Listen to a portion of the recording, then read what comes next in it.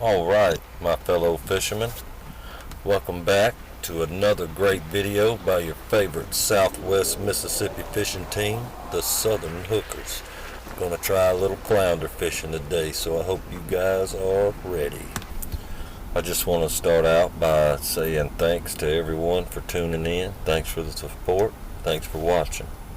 A few years back, before Ida, when these piers were in good shape, we saw a guy out here flounder fishing. Well, we didn't really know what he was fishing for, but we watched him for a while and saw him catching these flounder and the technique he was using, so we decided we would try it. I'm gonna fast forward trying to, well, you don't have to watch me, but what we're doing is bumping this thing on the bottom real slow. It's a bull minnow or cockahoe minnow, and boom, right here, right off the bat. Didn't even make it to the end of the first side, and I hook a nice one. And right about in here is when I realized that why that guy was carrying that net with him the whole time, because flounders evidently have very delicate lips and they slip the hook very fast. I lost two before I caught this one. So you see me get on the pier and hurry up and get this bad boy to the bank. And this was a pretty good one. I'm gonna say he was a couple of pounds maybe. And as you see, you can see my slip weight there. I just got a bullet weight sliding, you know, freely sliding on the line with a smaller circle hook. This way they have a less chance of swallowing it, and it's easier to get your hook back.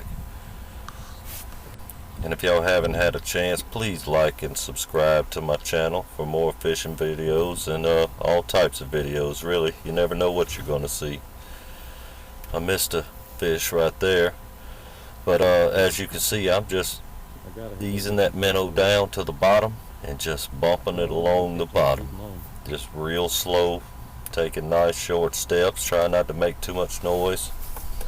As you can see, the water was calm. Beautiful flounder fishing today.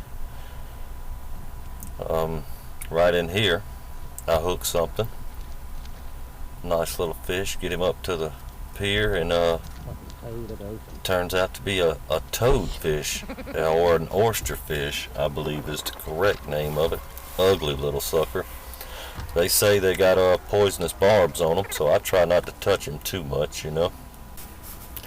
Back to bumping that minnow along the bottom, just working it around all the pilings, and we even worked the pilings that was on the outside of the piers. My teammate Joe, he hooks a nice flounder right here. Look at that, beautiful.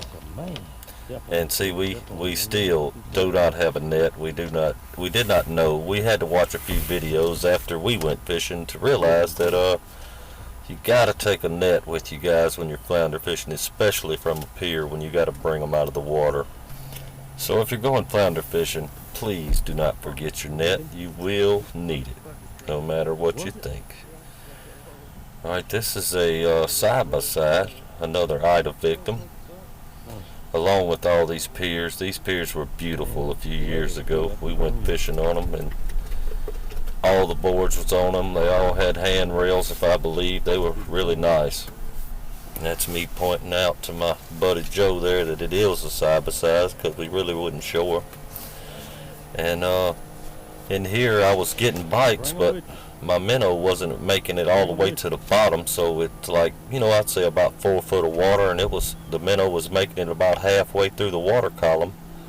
And something was nailing it, but we really couldn't figure out what it was. We saw a few speckled trout, but turned out it was a redfish. Now in Louisiana, we are fishing in Grand Isle, Louisiana, by the way. In Louisiana, the rat reds have to be at least 16 inches to keep. And you see this one, he might have been 10 to 12 inches. He wasn't a keeper. That's me checking, make sure my GoPro was recorded, and it was. So we're just gonna get this guy out of here and back to where he belongs. Don't want to keep him out of the water too long.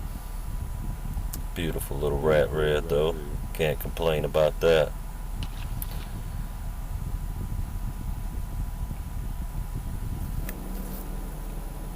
Back to it.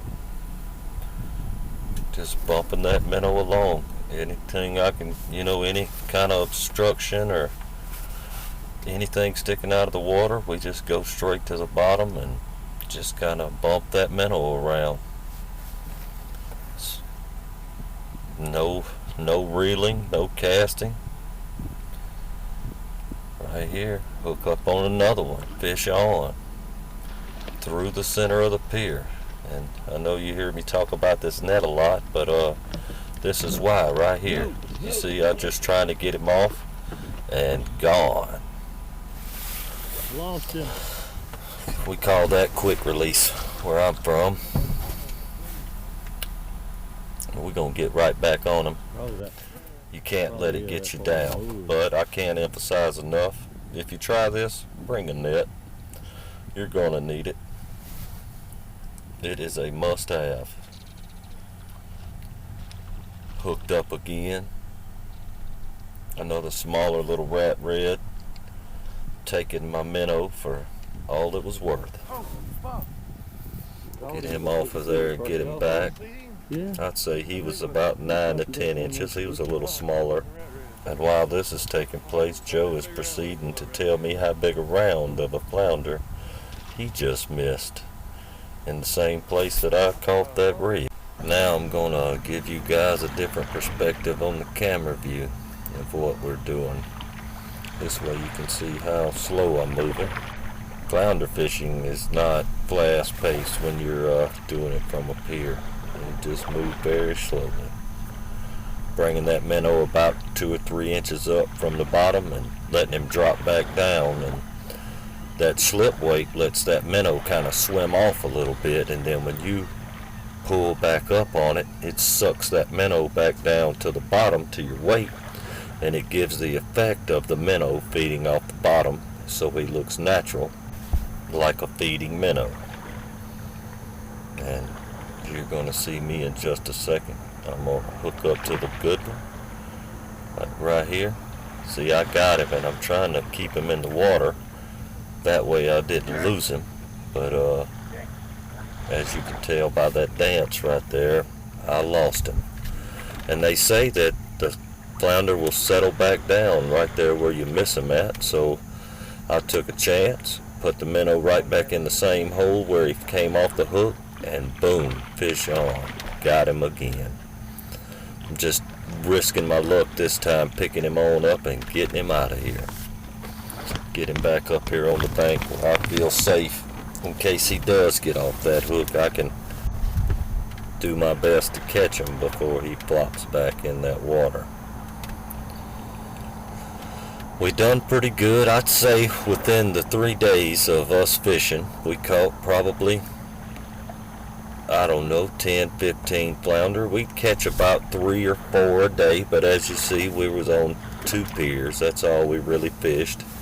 This pier and the one to the side of us, we didn't really try any casting. We saw this guy doing it and just decided to do it. You see my good buddy and teammate Joe here coming off with another good one. That one's not getting away for sure.